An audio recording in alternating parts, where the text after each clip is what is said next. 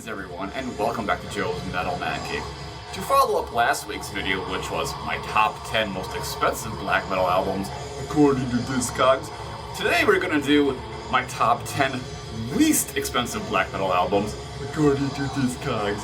So, I know what you're thinking here. These albums aren't worth much, so therefore they're fucking crap. But let me just stop you right there. I don't hold on to shitty black metal albums. No, what we have here are just a bunch of albums that I think have not been really actively traded or sold on Discogs, therefore they haven't fetched that many high prices, but nevertheless, they're pretty decent albums. I mean, they're not masterpieces by any stretch of the imagination, but they're good albums, and I have every intention of holding on to them and continuing keep them in my collection. So, today we are drinking a Staghorn Oktoberfest from New Glarus Brewing. Yep, my heart is still very much in October, even though it's nearly December, it's cold outside, and, yeah. Alright, this is, certainly a, oh shit. I think again, I overflow my beer and almost cause a fucking mess and get all over my CDs like I did once. Anyway, that's that. You probably know that. Medieval times. Go White Knight. Yeah. Anyway. So yeah. Up first and already in the stereo is Etrum and Ritos and their album Prognatus in Virago. So Etrum and Ritos was, or maybe still is, a black metal band from Minneapolis, Minnesota. I saw this band play live a few times. That's actually how I came across them. I think I saw them play live about 3 times, and at least in the live setting, they were very, very effective. They had a stage show where like they just played in darkness, had lit black candles, had a lot of sigils, and their satanic, Luciferian kind of stuff all over stage, skulls and all that kind of stuff. It was very atmospheric, and at least in the live setting, it was really, really good. But it's not to take anything away from this, their only debut album, which is really, really good too. This is a sort of really dark, murky, aggressive, and atmospheric black metal that I don't really know exactly what to compare it to, and it's not really original, but it's definitely good. These guys are really really balls deep into the Satanism, it's all for Satan, and all that kind of stuff, but, yeah, I mean, it's definitely a cool album. They also do a really good cover of Emperor's Ancient Queen on this album. That's, it's actually a bonus track, but it's really good, really done well, and also of interesting note is the lead singer is a female, but you'd never guess that by her vocal delivery, but just really vicious, raw, evil-sounding vocals, and on stage, she looks like the girl from The Craft. So yeah, that's cool though. But yeah, really, she's a really wicked woman, I guess. Yeah, cool album. And according to Discogs, and I just wanted to clarify this before we get into it, I'm starting with the most expensive of my least expensive black metal albums. So Etrum and Ritos, Prognatus in Virago, in mint condition is worth $6.67. Yeah, I wanted to be 6662, but what can we do?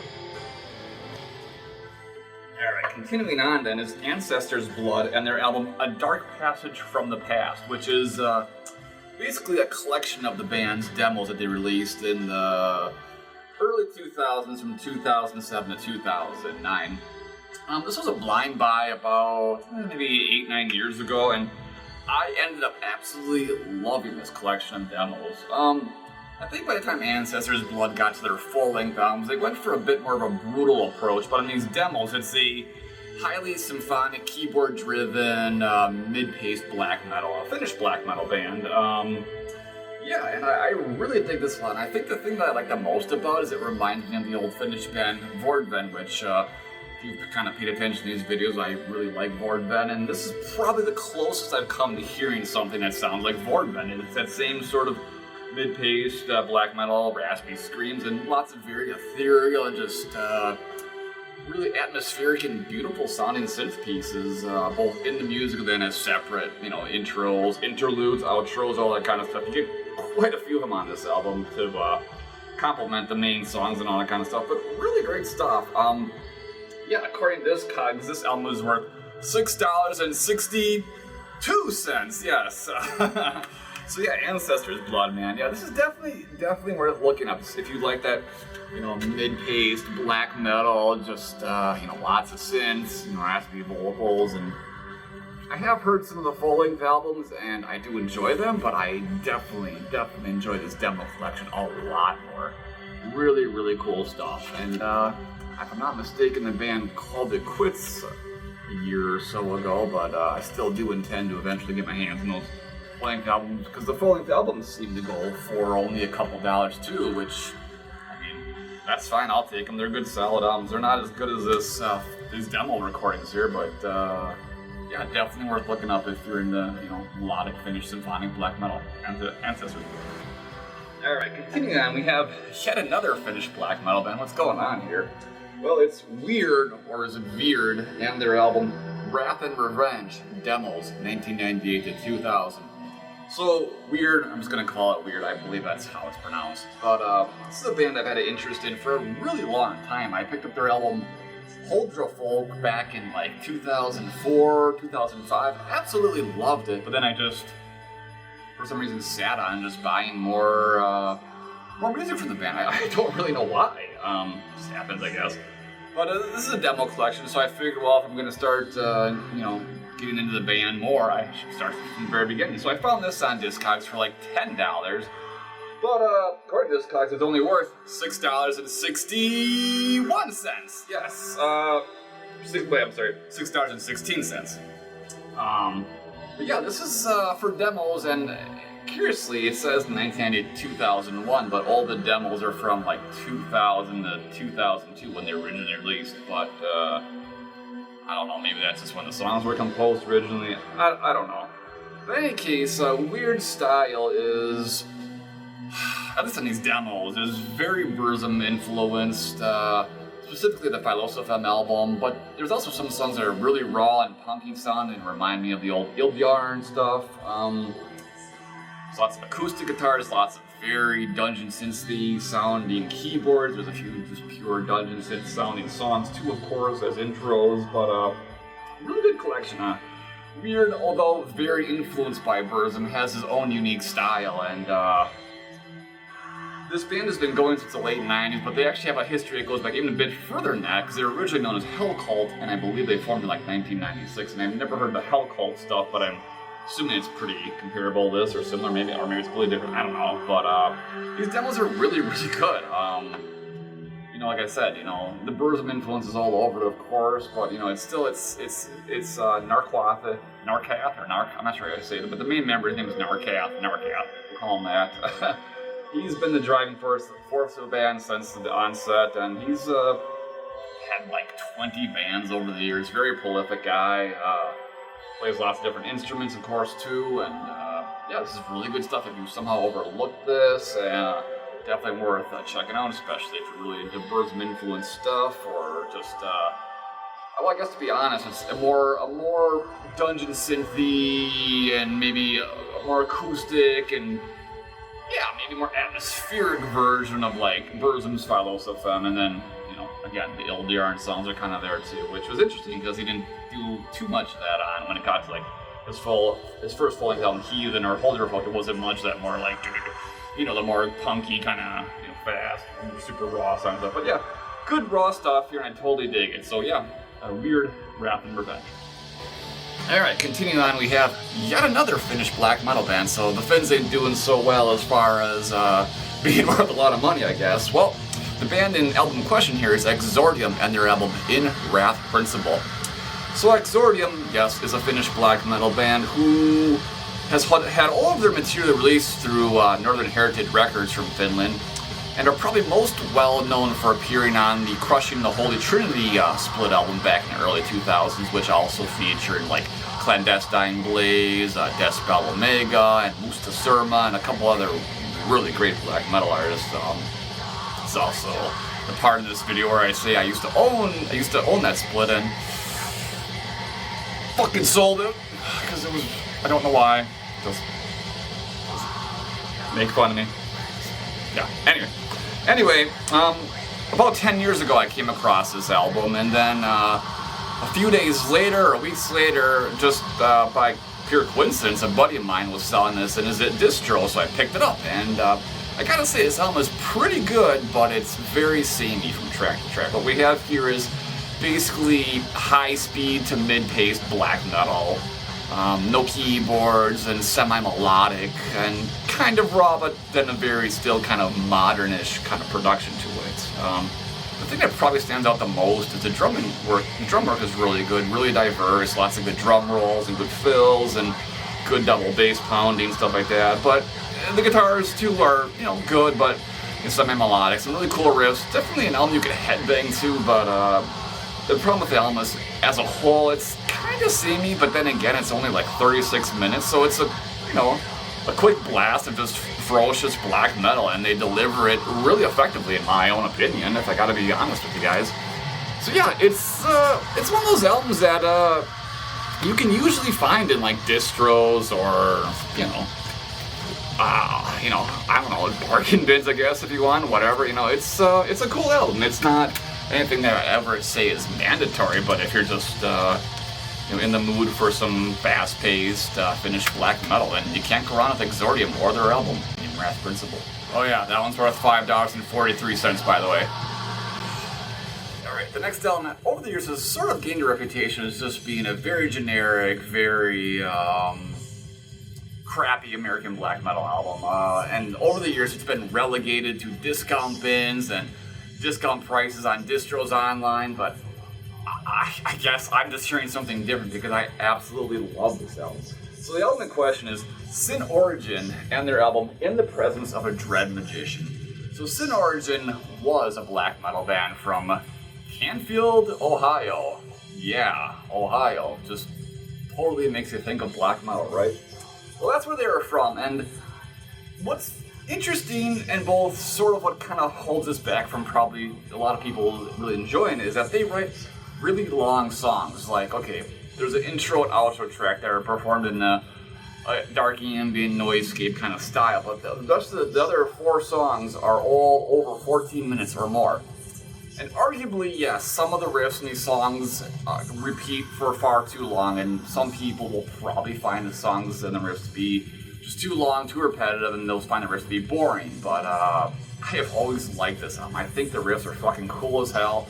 Very headbangable kind of stuff. I mean, it feels like they're drawing influence not just from like Dark Throne and Celtic Frost, but also like doom metal or even just straightforward heavy metal. Like I really like the riffs in this, but I've read some reviews where people are just like, this is generic fucking shit and they hate it, and I get that. And I mean, the songs could have been trimmed down a lot more. Like if they would have kept them more in like the 10 to 12 minute range, it would have been just as effective, and I think people would have enjoyed this album a lot more. But because of that, and also because it was released on blackmetal.com, which was notorious for just releasing like basically bad black metal, it's got a bad reputation as such, and that's a shame because this album deserves more.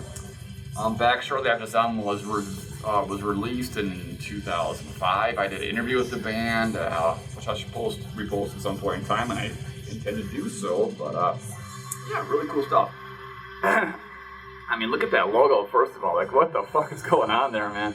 Crazy. But you could just take a gander to see, like, how long some of these songs are. It's just, 14 to 16 minutes for each song. And, yeah, I mean, it is what it is, But what I really think about the album, too, is that, good riffs, really solid drumming. Even though it does sound like they're, like, triggered drums or whatever, which does give it kind of a, mechanical and non-human feel to it, but it's still really cool. I like Funerus's pose there in his photo, like Blackie Lawless much, right? Cool, man, I dig it. So, and I thought this was also interesting, and I had to ask the band about when I did the interview, but all of the lyrics are printed in reverse, and in the interview they told me that you had to look at the lyrics in a mirror to read them, which is interesting. I also, I really like the Funerus's voice. He has a sort of raspy but still understandable voice that kind of reminds me of the vocals that Ishan did, like, on like Prometheus and then going forward with his solo career. It's kind of comparable to that, I think, but still it has its own unique dark twist, and yeah, it's a cool album. And like again, you can probably almost always find this for like just a couple dollars. I mean, if you are ordering something from someone on Discogs and you find this and it's only like $5 or $6, pick it up. I don't think you'll be disappointed, but if you are, you can come back on here and be like, Joe, you're fucking stupid and you don't know shit about black metal or whatever the hell you want to. But anyway, I love this album. I will always love this album. Sin Origin, In the Presence of a Dread Magician. Sorry, I keep forgetting to tell their prices. This one is worth $5.42. Alright, continuing on, just to get the price out of the way, worth $4.95, according to Discogs, is The Cold Beyond's Dead Speak Volume 1, Tales of Fire. So The Cold Beyond is a black metal band from Milwaukee, Wisconsin that originally formed in 1998 as Dead by Morning, and in 99 and 2000 they released 2 demos which were, as far as I know, pretty well received in the black metal underground. These guys played very Immortal and Gorgoroth influenced black metal, or just to generalize a little bit more, very Norse sounding black metal. You could tell the Norwegian influence was really special, these guys, and really what they were influenced by. And like, if you think back to 90s American black metal, like, there wasn't really a lot of, like, other than Judas Iscariot, there wasn't a lot of black metal bands that were like directly influenced by Scandinavian black metal, or at least it's not immediately obvious. Whereas with this, it's pretty obvious. Like, these guys were big fans of Immortal and Gorgoroth, and it shows. So anyway, this is a demo compilation released back in 2014 by Dread Records, and it gathers together the 2 demos released in 99-2000, as well as the 1998 demo from a short-lived side project called Stormblast, which 2 of the members did. To the best of my knowledge, this wasn't remastered or anything, just had a slight increase in volume. But what we have here is high-speed black metal with occasional depressive dirges and generally very raw, and as I already said, influenced by Gorgoroth and Immortal. It is by no means as good as those bands' classic albums and demos, but it's cool, and it's just interesting, to see a band that was so directly, influenced by that kind of stuff, I guess, is what I'm trying to say. These guys played live a lot in the late 90s for their short run of existence. This is one of the band photos. And the band went through a lot of formations too. A lot of members came and went, and eventually, sometime in 2000, they settled on a 3-piece lineup where it was, they tried to get the band going at that point, and then they eventually got reduced down to just 2 members, and they went in more of a sort of industrial black metal style, and they just did 1 single in 2000, which was kind of that style. Very, very Thorns influenced kind of stuff, with like programmed drums and industrial soundscapes, that kind of stuff. And then, the band was laid to rest after that, and then around like 2004, one of the members temporarily resurrected the band as a purely industrial black metal band. He did an album which, to the best of my knowledge, got no response whatsoever. The band broke up again, and then in 2009, the vocalist Sithicus Ravenlord, he resurrected the band with a new member. They did an EP in 2012, and then they sort of went into hibernation. They didn't break up again. And now, finally, it looks like the debut album is finally going to be released after the band has, in a manner of speaking, been around for over 20 years. So right then, and continuing on, and valued at $4.64, according to Discogs. This one actually really surprised me, because I really, really like this album. It's Nifelheim's Wie geht's Untergang demo compilation. Yeah, another demo compilation. What's going on here? Nifelheim is a Swedish black metal band which started out as a 2-piece, but after these demos got reduced down to just a single member. And they play a sort of raw, atmospheric black metal that's has very audible bass guitar, acoustic parts, and has subtle keyboard and stuff like that, very raspy vocals, and just, at least for me, this is an album I really like listening to during winter. It's really got that really just really sort of stormy kind of feel to it. I really like this stuff. Even though I bought this 10 years ago, I've tragically not gotten my hands on any of the full-length albums, and I've heard nothing but good things about those full-length albums, so I really need to, get my shit together and check them out finally. Perhaps the biggest highlight of this album is, the original songs themselves are really good, but the band of the cover of Bathory's Blood, Fire, Death, and I mean, it's true to the original, but then just, they run it through their own style, and it's really good fucking cover. So, Nifelheim, this was released by Northern Sounds Productions. Very raw, atmospheric black metal, I guess is the best way I can describe it, because it doesn't, again, doesn't really immediately bounce out at me as being, like, an obvious, like, there's something they're influenced by, but I'm guessing Bathory because of the Bathory cover, but, it doesn't really sound like Bathory, I guess that's what's interesting about it, but yeah, really great stuff.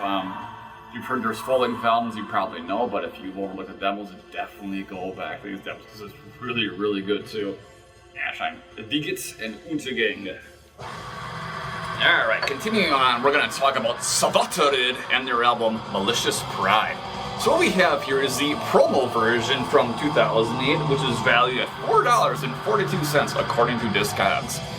For those that don't know, back in the day, record labels, they would send these albums in cardboard sleeves to radio stations and zines like my own, because if they were in these cardboard sleeves, we couldn't resell them. Or alternatively, they would send you the full-length album as it was, but they would usually put a hole punch to the barcode so you, again, could not resell them. But funny story, I have sold quite a few of these old promos on Discogs nevertheless, because like everything, they eventually became collectible. Savatoid is a long-running black metal band from Norway. They formed in 1994, and so far to date, they've released 5 full-length albums. And they also have this sort of interesting history that back in the early 2000s, one of the members broke into a cemetery, dug up a corpse, and cut off the head, and obviously got fucking arrested. I'm thinking that guy probably eventually disappeared off the scene after serving his time in jail, which was 18 months, and then he looks like he passed away a few years ago too. Not sure if it was suicide or something else related, but anyway, at least at Malicious Pride, they play a very modern sounding version of Norwegian black metal. There's a subtle thrash influence here and there, there's some keyboards here and there. It's a decent album, there's some really good riffs, it's got good energy, good drumming, not really much to complain about in this album. I mean, it's no masterpiece, but definitely worth looking up if you've overlooked this band. I've always heard that their earlier album, Forthcoming Storm, and some other early stuff is really good too. Haven't heard it, haven't got my hands on it, but if you've heard it, I guess you know. But yeah, anyway, that's Savatoid. Alright, we're down to there's 2 more for this least expensive black metal albums according to Discogs, and why the hell is it so dark in here? I don't know. Well, anyway, number 2 is Wanderlust and their album Breathing Pestilence, valued at $3.32. Yeah. So Wanderlust, Breathing Pestilence. Wanderlust was the solo project of this guy named Pestards. And he, before starting his solo project, was a drummer in a black metal band from Chicago known as Finn. And Finn has a couple demos and a couple full-length albums that are really good. I mentioned in one of my underrated black metal albums videos several months ago, but really good band. Wanderlust was his solo project where he did all the instruments. It's kind of hard to really describe this album. It sounds very modern while still having like something like, maybe like a Dark Throne influence was kind of hanging there, but really good drumming in this project, decent vocals and decent guitar, but ultimately this demo is nothing super special. All 4 of these songs would later be re-recorded for the full-length album, which had a really good production, had really good drumming, because Pestards, of course, is a drummer first and guitar second, but full-length album is really good. If you can find it, it was released on vinyl by Fragile Branches, I think the label's called, and you can usually pick the vinyl up for like less than $10. Really good. The debut album's really fucking good, well worth checking out. But this demo here, how I actually ended up getting my hands on the demo was several years ago. I was really into doing like photography and all that kind of stuff. I wanted to make it my career, so to speak. Well, it was just a side project. It never really took off. But I got this idea to take pictures of a lot of bands and all that kind of stuff. I took pictures of several metal bands. And then Elon, or Pestards, that's his stage name. I probably shouldn't call him by his real name. But he had asked me if I could take some promo photos for his band, Wanderlust. The photos ended up never being used because shortly after we did the photo session, he moved to Europe for about a year and then eventually moved to North Carolina and then didn't do music for several years, but he's been active more recently with some projects. But after we did the photo shoot, he was like, I don't really have any money, so I'll give you this instead. I was like, wow, dude. Okay. That's about how my photo career went. There was also another band that was like, well, I got $20 and I'll give you a nug of weed. I was like, alright, that's cool, I guess. Yeah. Don't consider a career or even a side project taking pictures of underground heavy metal bands because it won't work in your favor. Anyway, check it out if you'd like. The full album is really good. This demo is okay, but as I said, all 4 of these songs would be re-recorded for the full-length album. The full-length album is really good, so yeah, look it up, Wanderlust. Alright, we've made it to the end of my least expensive black metal albums, according to Discogs. And here we are. The album in my collection is absolutely worth fucking shit. A shitload of fuck. This is worth $1.69. And it is Nifelheim's Neuroasthenia album. And you're going to say to yourself, who the fuck is Nifelheim? Well, Nifelheim was and still is a black metal band from Montreal, Quebec. Shortly after this album was released, they would change their name to Gree and release 2 really good albums called Il était une forêt. À l'âme enflammée, l'âme constellée. Yeah, I can't pronounce French for shit. So yeah, as Gree, they would release 2 really good albums. Then I guess it's been over 10 years since that second album came out. So seemingly they are now disbanded again or just on a hiatus. I don't know. But as when they are known as Nifelheim, it would be probably safe to say that they played pretty straightforward, depressive black metal. And I only have the CD version here because that's all the record label sent me for review when this was out back in 2006. And while I like this, and I definitely think this is better than most depressive black metal out there, it's a little just generic, and there's some acoustic guitars, and there's some very, very obvious Burzum influence once again with the Philosophem album. There's a song that's just a total rip-off of one of the songs from that album, but it's still cool, and this is still, better than most depressive black metal, but not nearly as good as the material they released when they turned into Gree a year later. So, yeah, there you have it. Anyway, thanks for joining me here on Joe's Metal Mancave. Obviously, none of these albums are masterpieces or mandatory listens, but what's important to me is that they're good albums, and it's something that I will inevitably throw on again someday if I just cannot figure out what else to listen to, and I won't be disappointed because I know they're not bad albums. And although they don't hold much value on a stupid website, Discogs, doesn't mean they're bad albums. What matters most is that me as a listener values them and enjoys them for what they are, regardless of the fact that they are less than $10 or less than $5 each for some of them. That's irrelevant. What matters is that there's good music on these discs, and I'm not expecting any of you to buy these and jump out and get them right away, but hey, you can't go wrong. Like I said, if you're ordering something from Discogs and you just happen to look one of these albums up and the seller has it in their catalog, consider them. You won't be disappointed, I don't think. And if you are, like I said, you can come back here in the comments and bitch at me and say, Joe, you don't know shit about black metal. So, anyway, we'll see you next time. My name is Joe. This has been Joe's Metal Man Cave, my top 10 least expensive black metal albums, according to Discogs.